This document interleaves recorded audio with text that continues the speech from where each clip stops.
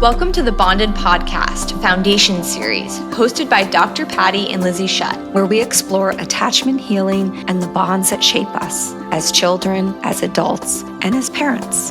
We talk about the joy, the complexity, and the challenges that come with forming deep human connection. From before conception through early childhood and far beyond. Whether you're expecting, adopting, navigating loss, or supporting someone you love, or simply wanting to better understand yourself and the ways your early experiences still impact you today, these conversations are for you.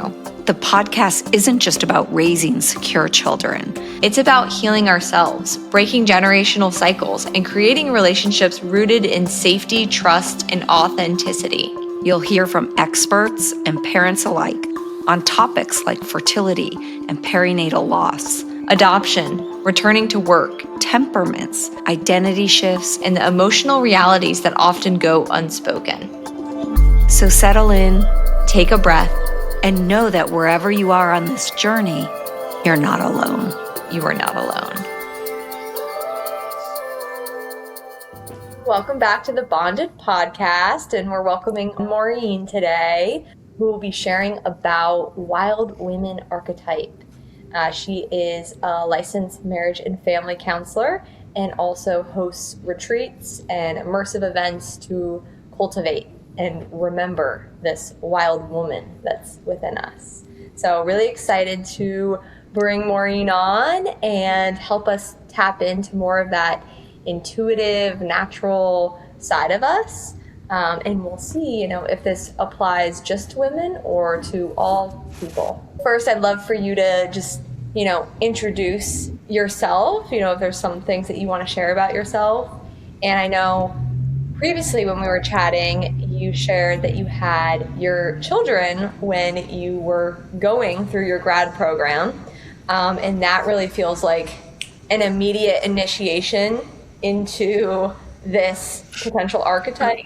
And curious how that has shaped your career or your path towards the wild woman.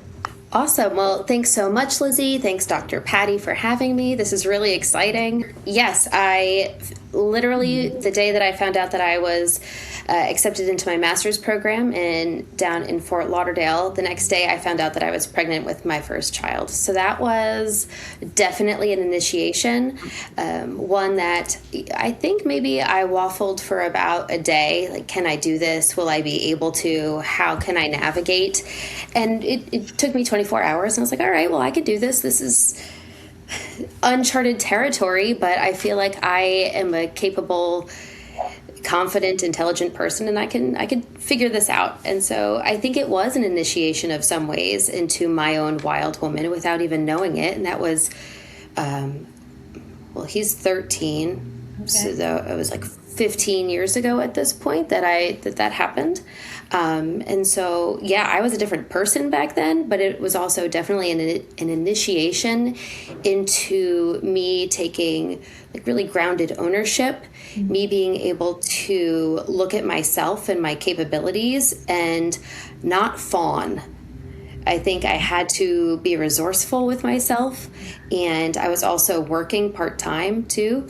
So it was not easy, but I have always felt resourceful in my life. So that wasn't a new thing that I could rely on, but it was a new way to tap into that I hadn't done before.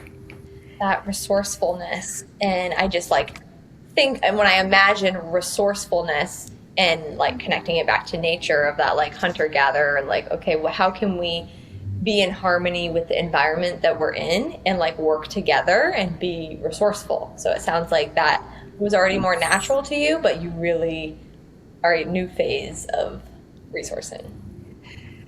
Yeah, that was more resourcing as to how are we going to do this? How do we navigate this new experience? Because being pregnant is one thing, but having a baby is a whole other thing. And doing your master's on top of it is in addition. And we also found out during that time that we were pregnant with our second child.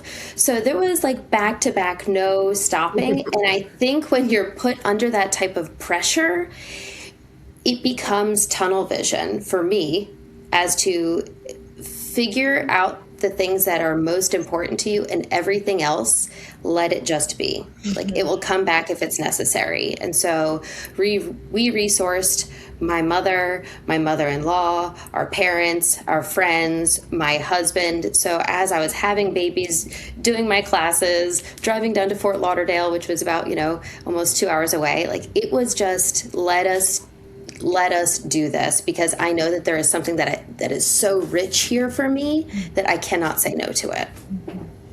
Yeah, I love that. I think that often people don't really know it. Like you said, for you, it was uncharted territory. So how would you know? But I love when you said, I just took that time to tap into what I know about myself, like those capacities. And it's really in trusting yourself that you can do things, of course, things that you haven't done before. And then the other thing I really admire is how much you had like a whole village of support, right? And that we talk a lot about on the Bonded podcast of how, especially in raising children, that it really isn't just about you.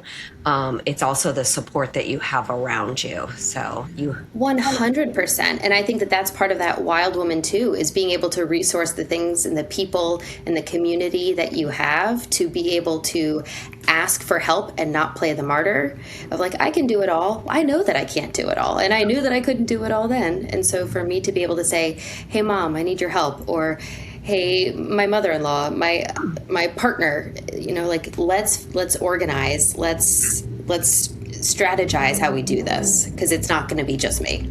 Yeah. So let's hear more about who the wild woman is, because, some listeners might imagine more of this like rugged, chaotic, feral kind of image.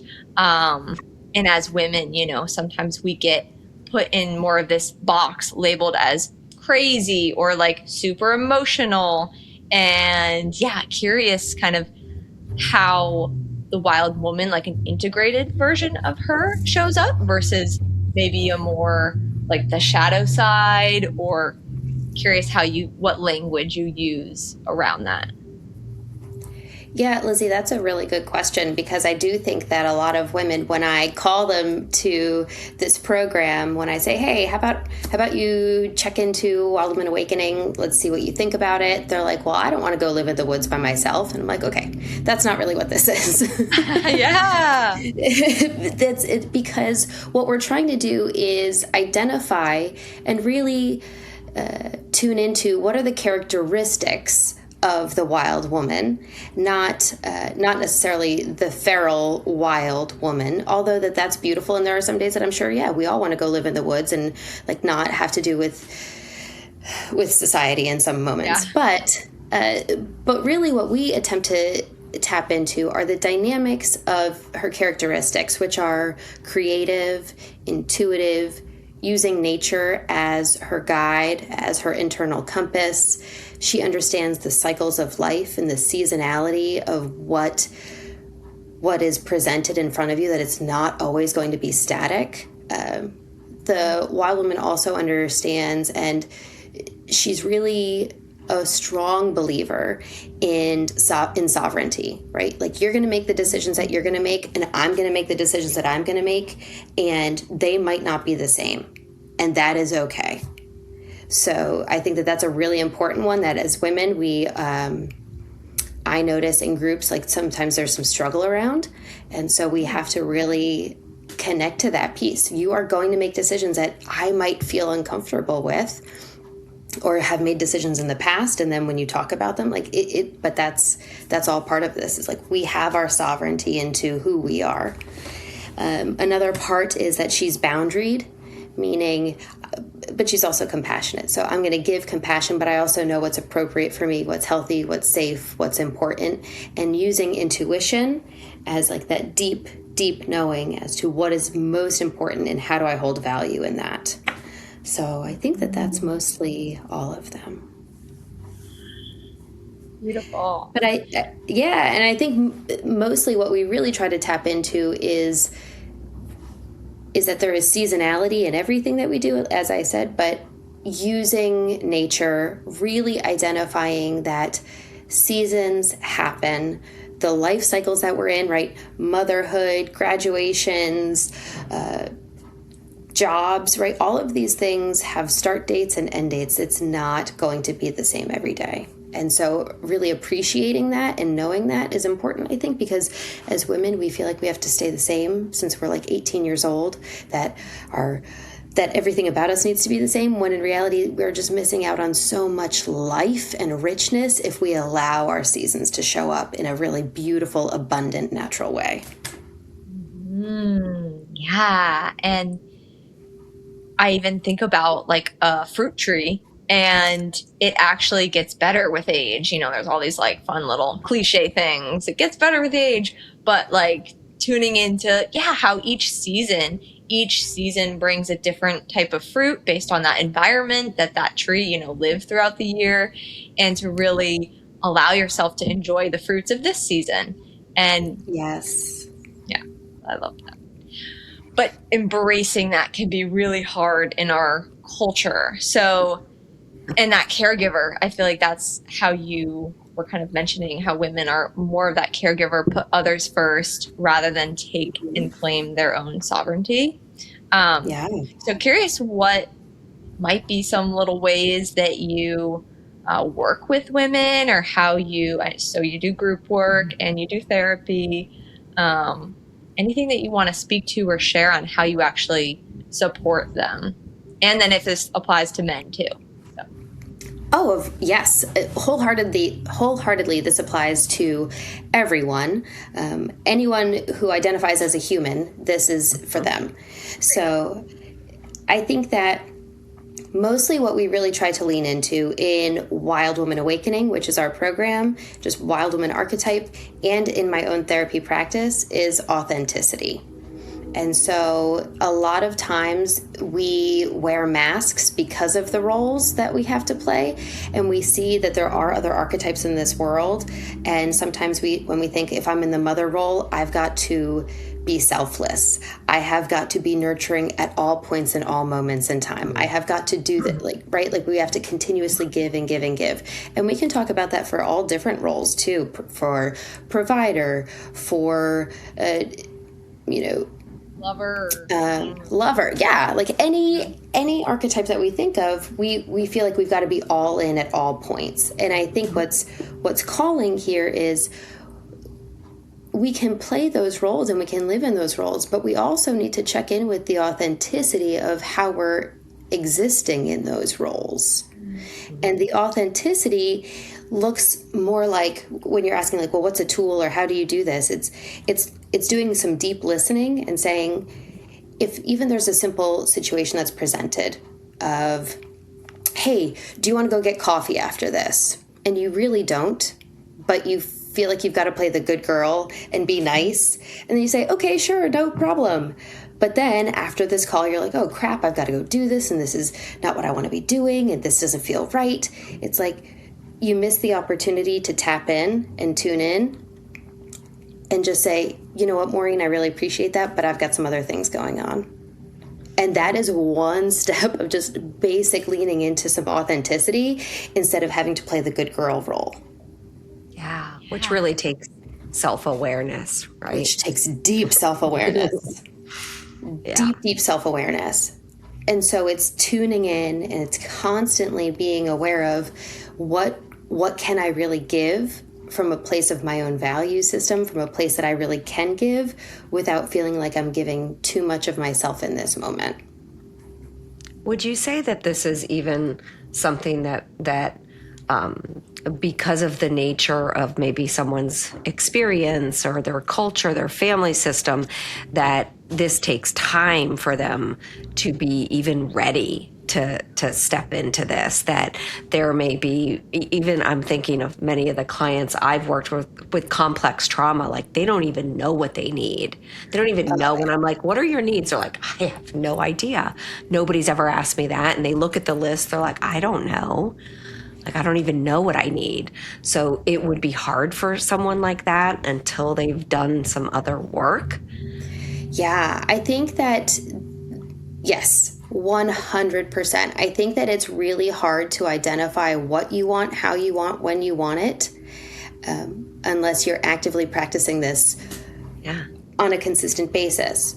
I think what we attempt to do and what we try to do, even with complex trauma cases, even in situations where we have totally abandoned ourselves for the sake of our own emotional safety, right? And relational safety. And so we abandon ourselves. And so it's what is the first smallest step in thinking about what you need in this moment. We don't have to think big picture. We don't have to think 5-10 years from now. It's what do you think you need right now?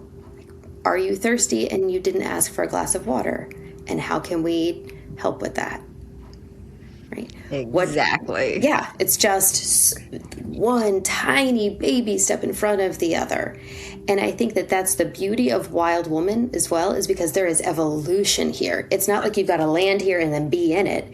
It is evolution. Yeah, it's really, I mean, you bring up the water, and I can remember working with a client and literally no idea what needs were. And literally I could tell that she was thirsty, right? And I always have water, and how many times I would pour water and it would never be sipped or drank.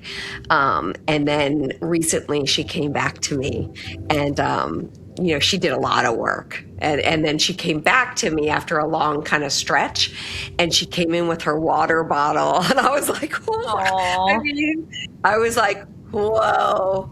Yes. Yes, that is it. I swear, to me, it just, I get the chills right now just thinking about it. That, wow, transformation. She's connected.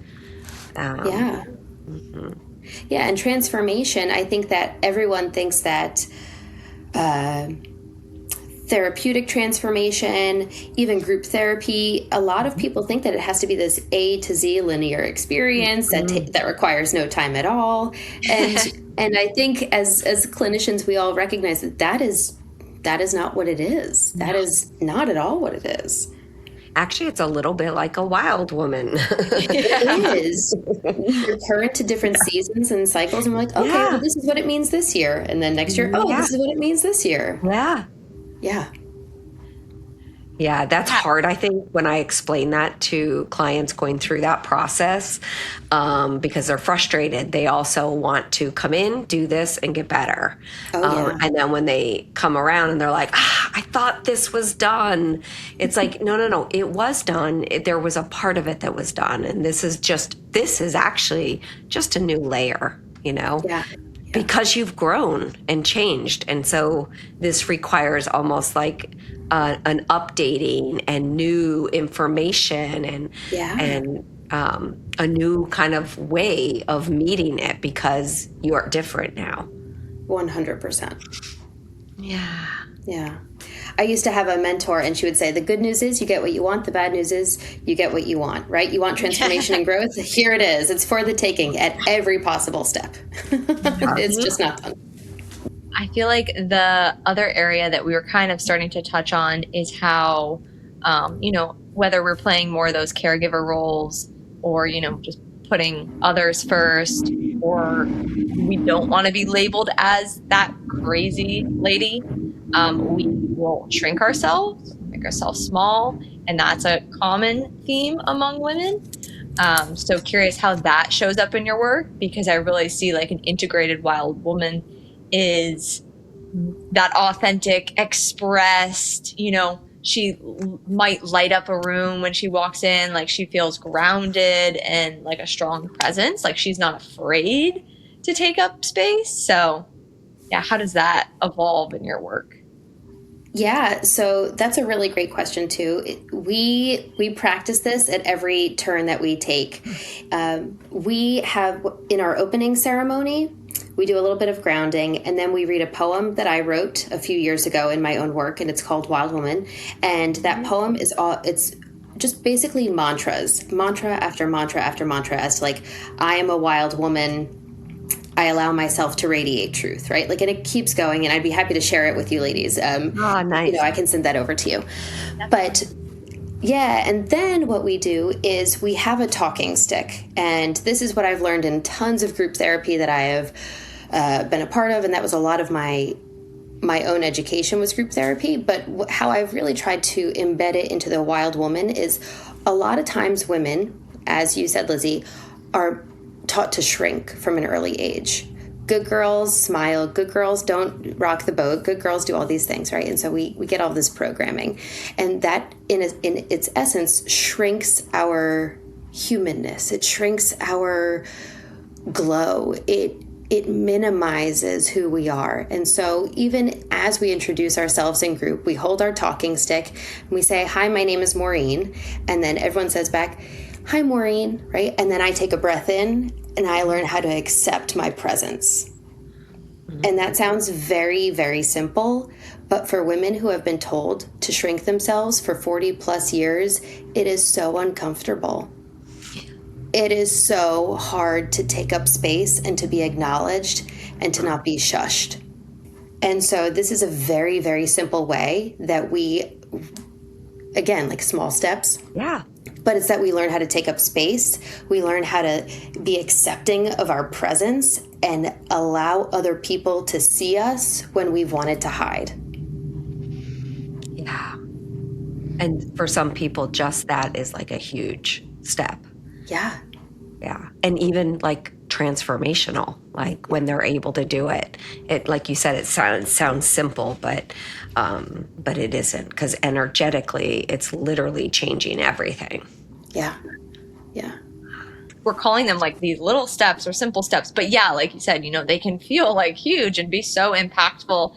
And really a theme with them is this like growing capacity to kind of tolerate that first discomfort. And then you're like, okay, I'm done this. And then I'm going to grow that again, take up some more. And then, Yes. Yeah. It's like Dan Siegel building that window of tolerance, right? Being able to expand and have a little bit of discomfort, and then the next week a little bit more, and then be able to hold that space. And then by the end, like these ladies are wagging that wand everywhere, right? Like, okay. And so then this happened and then this happened, right? Telling their whole story and being able to take up space. And as we see that in nature, it's the tree taking up its roots, right? It's expansion. It's coming into itself and not having to apologize for simply existing.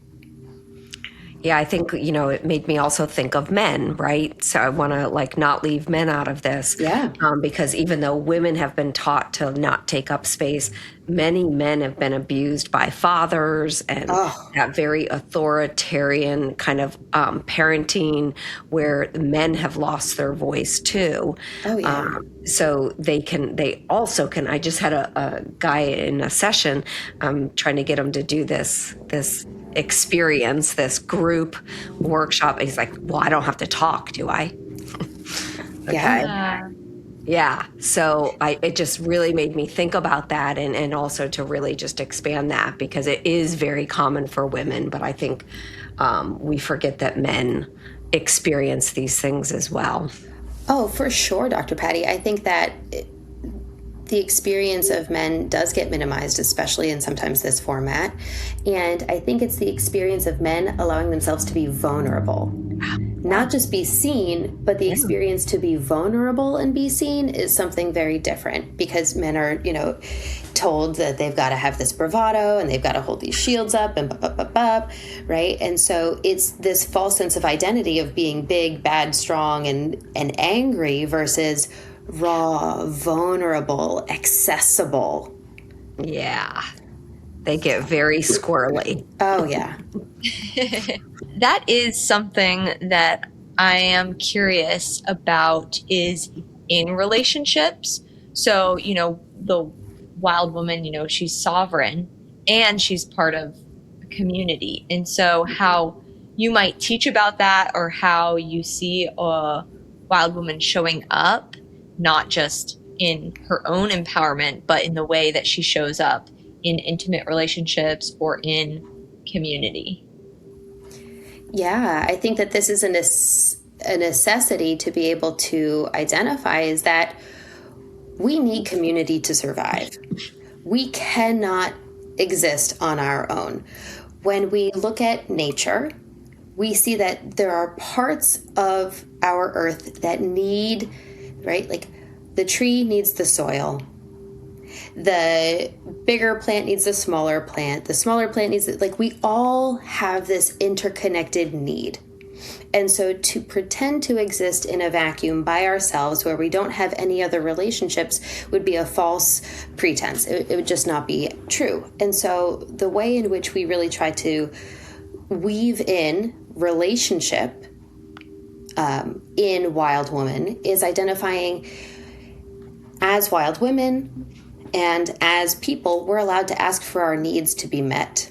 We're allowed to show up authentically with each other. We don't have to wear a mask, and we encourage vulnerability in a way of practicing. If I can be vulnerable with myself, I can be vulnerable with someone else. And through that vulnerability is where deep change is actively made and strong connection. And identifying, a lot of the theme of your podcast of Bonded, like this is how we build secure attachments. This is how we create strong, healthy dynamics. This is how we have hard conversations. And we can see that there's so much polarization that happens in this world. And so if someone can create a little bit more beneficial dynamic in how to ask for our needs to be met, right? In strong presence and vulnerability, I can be able to connect with you. We can be able to have our needs met in ways that feel like they're not compromised, and then to be able to have healthy relationship and then show this to our children and then they have healthy relationship, right? Like, so there's this deep process that we're trying to make here. So Wild Woman is not just Wild Woman by herself in the woods. It's Wild Woman in community and connection with her friends, with her partners, with her coworkers, to be able to say, hey, I am who I am and I have needs and I require this of you. I need this from you. Can you do this for me? Where we're just not, where we're not shrinking though in relationship. Yeah. We're doing this series on really nature, and I see this kind of connection, even in terms of the wild woman, how nature plays an important part. It can help us really see that all of nature, that we are part of nature. That's one of our premises, that we're not separate from nature. We are nature, and just like nature, we also have cycles and seasons and things like that. And, Lizzie and I talk a lot about connecting people to nature. That's really one of her main kind of, therapeutic endeavors, is to continue to kind of use nature as a resource to helping people reconnect to themselves and their intuition. And I see that this is really it's just such a wonderful teaching. And I'm curious how you maybe use nature as teacher or even metaphor, or maybe even you literally go into nature to support the evolution or the embodiment of the wild woman. Yeah. So in our current program, we're doing a virtual program, but part of the requirements before you even start our work is you have to bring your own nature being into the room with you. And so you have to use this little friend for 6 weeks to help you identify that this past week's theme is authenticity. And so how do we see authenticity through a plant? When a plant needs sun, what does it do? It literally leans its leaves towards the sun. It doesn't apologize. It doesn't ask for permission. It just says, this is what I need, and so I'm going to go do this thing, right? And so this is a way in which we literally see through nature that we can be able to work on these concepts for ourselves. When we did our in-person program, so I'm in downtown Stewart. We're on a little creek we've got a riverbed behind us, and it's beautiful canopied trees and little ducklings everywhere. And so in our group, we would go outside. We would have moments of take your journal outside with you, write down a question before you even go outside, and allow yourself to deeply look into nature for the next 15 minutes. What is it telling you? And oftentimes those questions get answered in the most beautiful and mysterious ways, right? So if you have a question as to, like, how do I connect the dots with my client on this concept, right? Let's just use a very broad question. But then when I go outside, I look at a piece of nature, like I literally just gaze out there for 15 minutes. And what is it going to show me? It might show me something that I get to see personally, and then I say, oh, this makes more sense. And then we write it down. I don't know if either of you have done this, but this is a really great way. If you have a lot of bigger questions in life, just go outside and ask nature, because she will be like, oh girl, let me teach you something. And so it's a really great access point. And so that's what we did. We've also done around Christmas time, we do beach bonfires here in Stewart. At graduation ceremonies, we go outside and we have a beautiful fire built with deep ceremony of women making their own poems and sharing them about who they are as their wild women. So it's a lot of how do we show up and how does nature show up for us? We are doing a book study right now, and it's about connecting with trees primarily, but really to deepen our connection with nature and to both be on this journey of like healing together, growing together. And the first invitation from the author to really be able to listen to the trees and listen to nature is to have that internal connection with the body. And so, people have a lot of challenges with their body. And so curious how the body might come into your work, and especially with women, and whether, we're using, like we talked about with water, like understanding, we can sense our internal cues, our needs, and that's the way we're connecting with our body. And people have challenges with accepting or getting curious towards their body. Yeah, I think that this is a take it as you go circumstance and situation, because there are some women that are very comfortable and very familiar with their bodies, and then there are other women that show up and they can't sit still. They cannot connect to some of our grounding meditations or deeper moments. And so it's just we meet women, we meet people where they're at. And so a lot of times a way that I like to move and groove, and it's kind of literal, is maybe we put on a song or dance it out a little bit just to kind of shake out some of that discomfort. And I think that music is a great connecting piece to our bodies, because there is this innate ability to feel and sense without having to come back in and really like dig around in there and have to be in there, because that can feel traumatic. It can feel deeply uncomfortable. And so to allow some music to just show up for us and do some of the stuff that our body will innately do without us forcing our body to do it might be an access point. We also have Amber on our team, and Amber is a breathwork facilitator, and she's a body worker. She's done body work for over 20 years. And so having her on our team is also a really great way to facilitate some of this. And we do on our retreats, and sometimes on special events, we do breath work where she will allow women and she will encourage and deeply support. I don't know if you ladies are familiar with breath work, but it's conscious connected breath work in order to get into the body in a really safe, sacred way. And we also have an acupuncturist, and Stephanie helps women connect to their body through their own internal wisdom and the seasonality of that too. So I feel like we try to implement and encourage women to connect to their bodies in ways that feel safe enough for them in that moment without us pushing hard on it. So important. Yes. And especially like, there is more of a culture in like a healing culture, or like that get like doing the work, kind of that pushing that could be someone's experience. And also just even in like work scenes of like productivity or comparing yourself to someone else, like pushing to be better, do more, but really like allowing, just like wherever you're at, even trying to slow down more so that we can actually listen to ourselves. It was like a big part of this.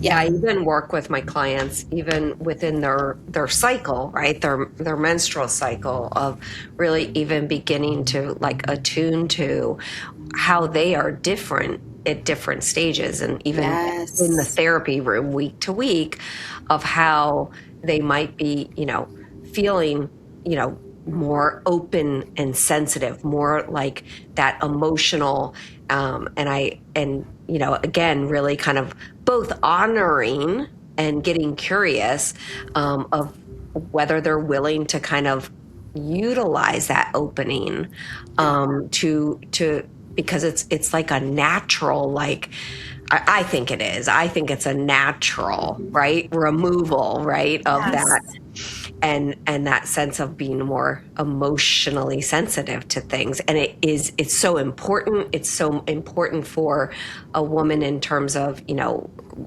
recreation and but even safety and connection and all of that.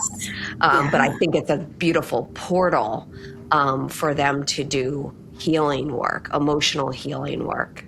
I wholeheartedly agree. I think it's also like a reclamation. It's I now get to understand where my body is versus maybe years before where we feel it's a taboo as to like, oh gosh, I'm like cycling again. It's like, no, let's use this to our beautiful advantage to be able to lift the veil a little bit to see what's behind there. What are these emotions?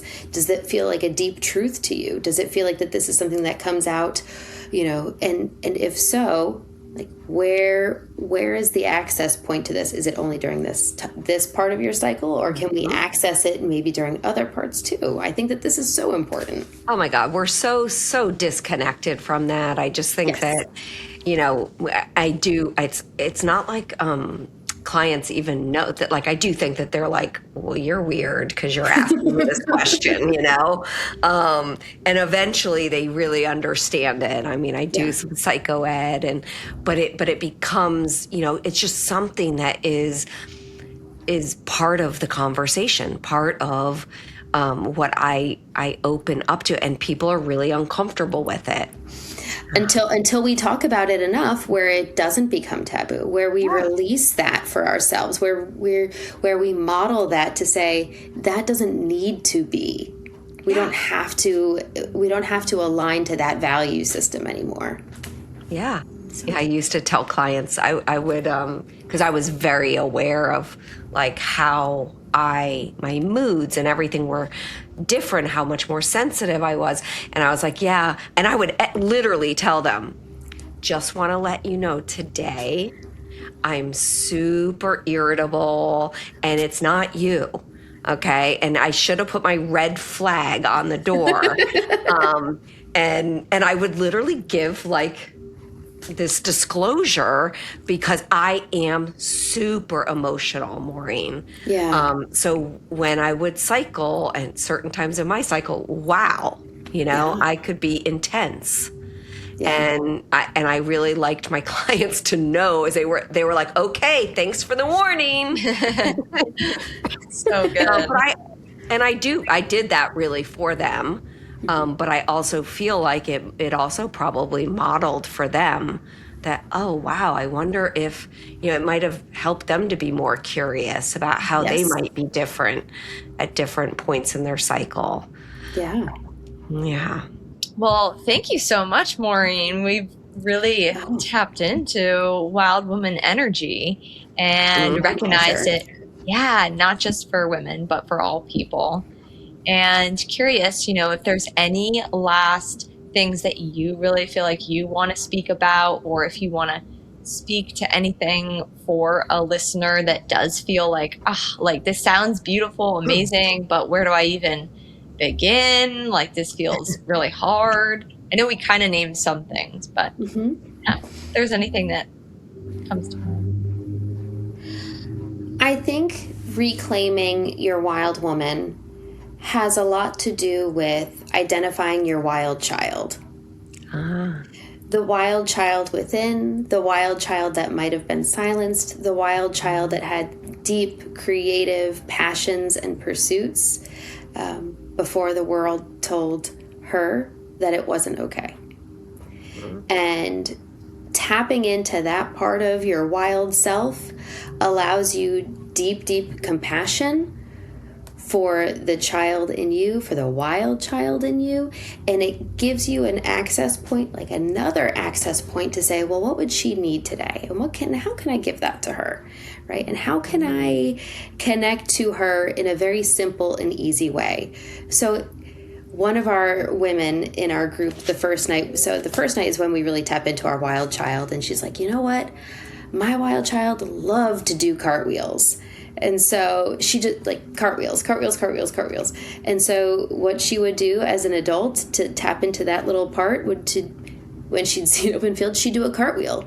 And you know what that would bring up for her? Like deep joy, having to be present, having to come into your body to say, how do I move my body over itself on my arms? But I think that that sounds silly and simple in some ways, but it's a lot of our wild child didn't get to be fully expressed. And so for the listener who says, well, how do I even tap into this? It would be, how about you meet your wild child for a day? Like, what does she look like? What kind of fun things did she get into? What was she really about? And then that way you can connect some of your own dots as to, I wonder if my wild woman wants to do that.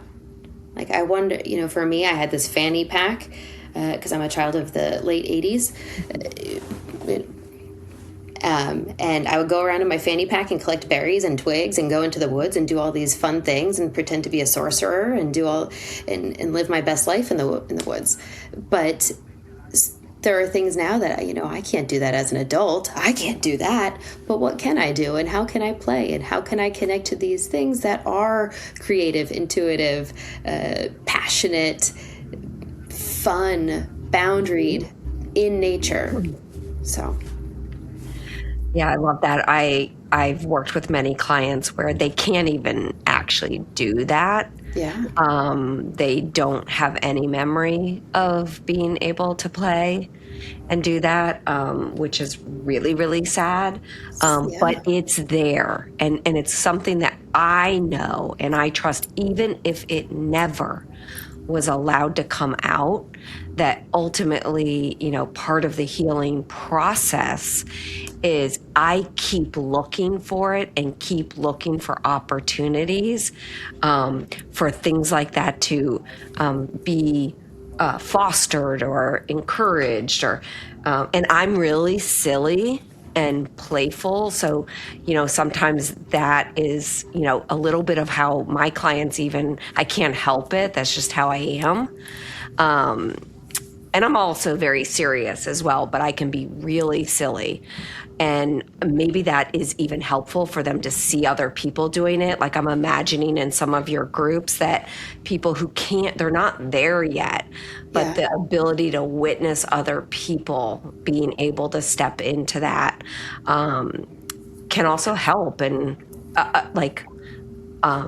maybe awaken, because it's literally not something that they can reach back and remember at all. Yeah. And so sometimes it's that layered compassion as to, well, she didn't get to be expressed, and maybe this is what she would want. Yeah. So it's that ability to even tune in when we feel like maybe we didn't have that experience, as to, how do I layer this with compassion for myself? How do I layer this with compassion for her? And how do I give her the freedom and the permission to show up? Because I know today she's safe. Yeah. Well, I really enjoyed, our conversation we had recently and today. Yeah. I really hope to stay connected, feel blessed that you're so close by to me. So I look forward to maybe, joining a wild woman awakening at some point. We'd love that. Yes. Yeah. Lizzie, how about you? Yeah, I will definitely be joining at some point. Great. I'll put you on our mailing list, and so that way you can come to some of our day events, our evening events. And Would love that. Yeah. Yes. We'll Awesome. definitely do that. And we we'll will, definitely share it. yeah, we'll link your website and anything else that you want to share in the show notes so Fantastic. that people can connect with you as well. Ladies, thank you so much for having me on today. It's been so nice. It feels like we're old friends just sitting around having some cups of tea. Yeah. Like, this has been lovely. And so I've really had such a pleasure on here today. So thank you. Yeah, thank you. And enjoy. All right. Thank you for tuning in to this week's episode. If it spoke to you, it'll probably speak to someone you love too. Share it with a friend and leave us a 5-star review to help spread the message it's never too late to heal.